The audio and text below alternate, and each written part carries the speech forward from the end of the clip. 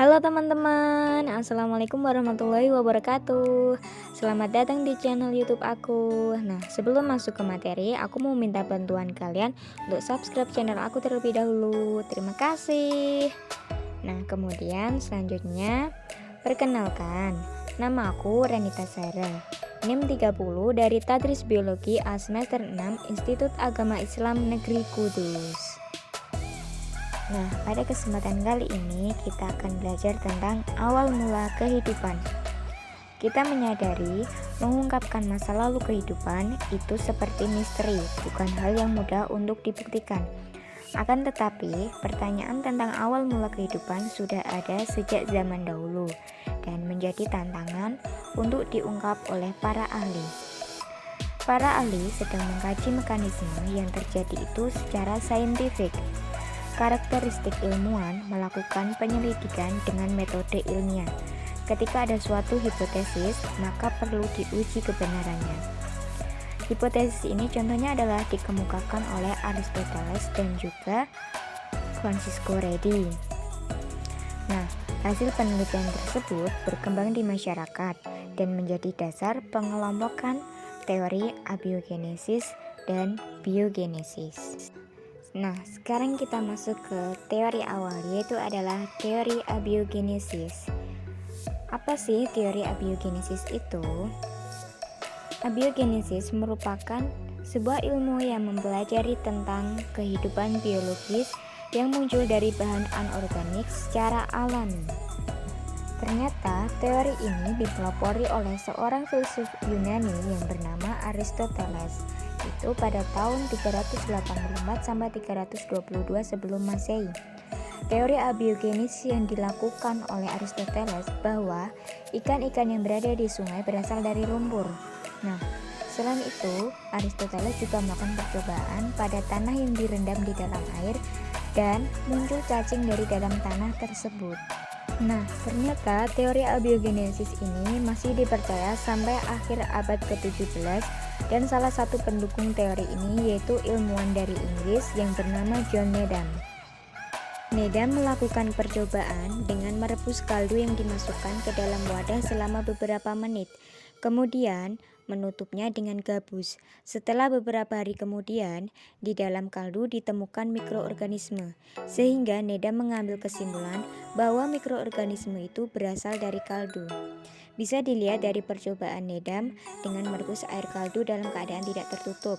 Yang awalnya air kaldu dipanaskan, kemudian didinginkan dan dibiarkan terbuka, sehingga terlihat bahwa ada mikroorganisme di dalam kaldu tersebut.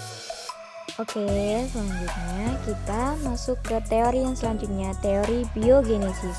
Teori ini bertentangan dengan teori abiogenesis karena menganggap bahwa makhluk hidup berasal dari makhluk yang sudah ada sebelumnya.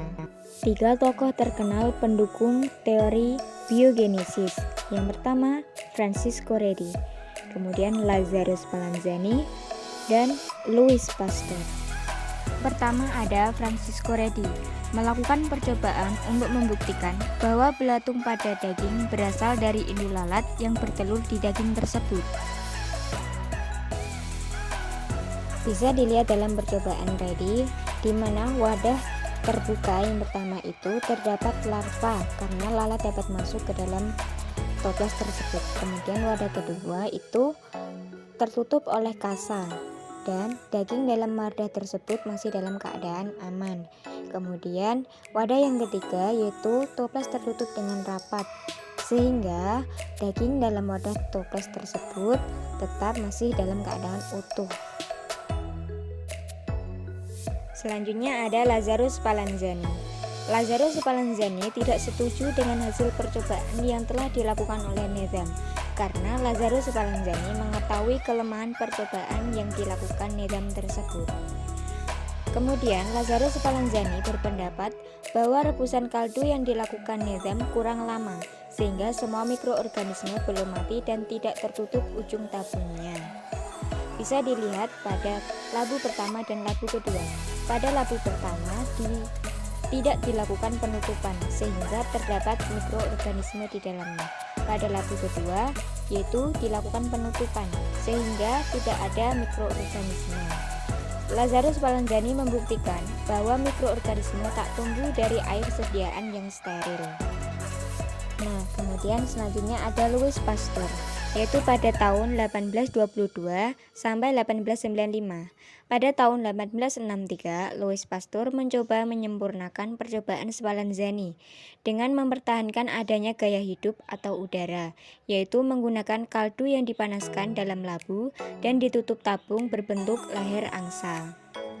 Nah, kemudian nama Pasteur kini diabadikan menjadi proses pasteurisasi, yakni proses pemanasan untuk mensterilisasikan makanan atau benda tertentu. Percobaan Louis Pasteur untuk menyempurnakan percobaan Spallanzani bahwa mikroorganisme itu dapat terperangkap di bagian tabung leher angsa. Berikut ini adalah percobaan Louis Pasteur menggunakan tabung leher angsa. Bisa dilihat pada gambar. Yang pertama itu corong dipanaskan, kemudian di dalamnya ada kaldu. Setelah itu kaldu tersebut dipanaskan, dan hasilnya mikroorganisme ini terperangkap di dalam leher angsa, dan kaldu itu tetap steril. Pada langkah selanjutnya itu, Louis Pasteur melakukan di mana labu tersebut digulingkan, dan ternyata hasilnya kaldu itu berwarna keruh sehingga dapat dideteksi bahwa dalam kaldu tersebut terdapat mikroorganisme di dalamnya. Nah, kemudian selanjutnya hasil percobaan Louis Pasteur ini menghasilkan sebuah teori yang dikenal sebagai teori biokinesis dengan 3 pernyataan. Yang pertama, omne vivum ex ovo, yang berarti setiap makhluk hidup itu berasal dari telur. Kemudian yang kedua ada omne ovum ex vivo, yang berarti setiap telur berasal dari makhluk hidup. Yang ketiga ada omne vivum ex vivo, yang berarti setiap makhluk hidup berasal dari makhluk hidup. Kemudian teori biogenesis ini menguji tentang awal perkembangbiakan makhluk hidup, tidak menguji awal mula kemunculan makhluk hidup.